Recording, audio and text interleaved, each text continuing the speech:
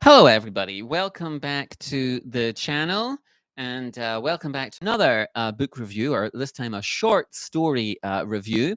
So, have you ever sat in a waiting room and felt your entire life unravel in slow motion?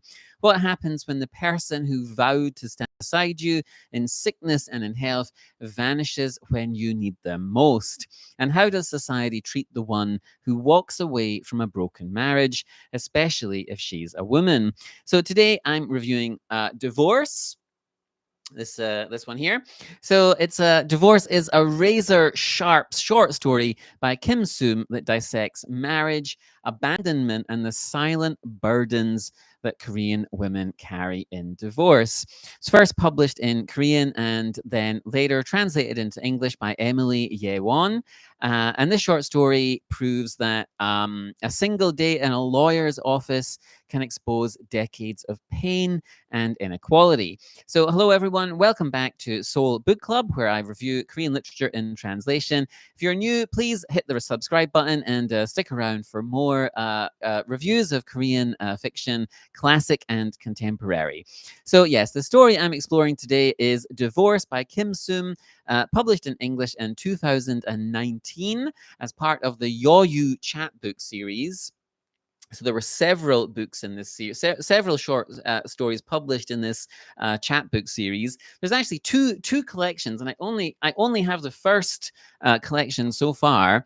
But I can't keep spending money buying so many books. So, but hopefully at some point I'll get the second selection of these chapbooks. But the first selection of chapbooks had stories by people like Hwang Chong-eun, Han Gang, and Han Yu-ju.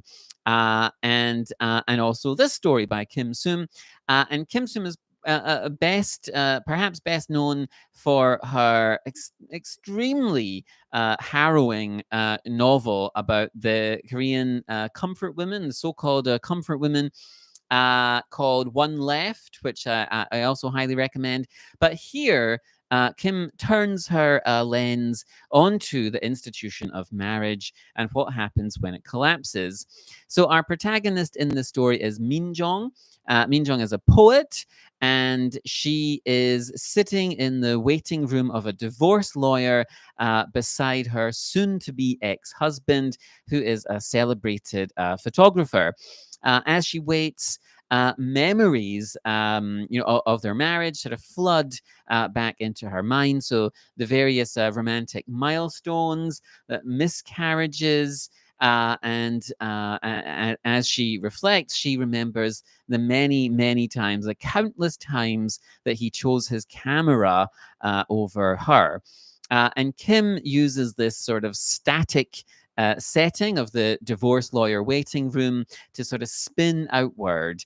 And she weaves in flashbacks to other broken marriages that Min Jong has witnessed, so across generations and class and careers.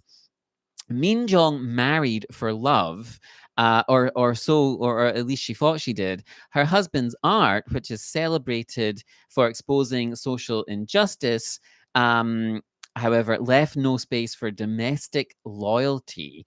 And during she had an illness, and during this illness, and then later the loss of their child, her husband is absent both physically and emotionally. And Kim contrasts this with Min Jong's own parents. So her mother endured years of domestic abuse, but blamed herself when the marriage fell apart.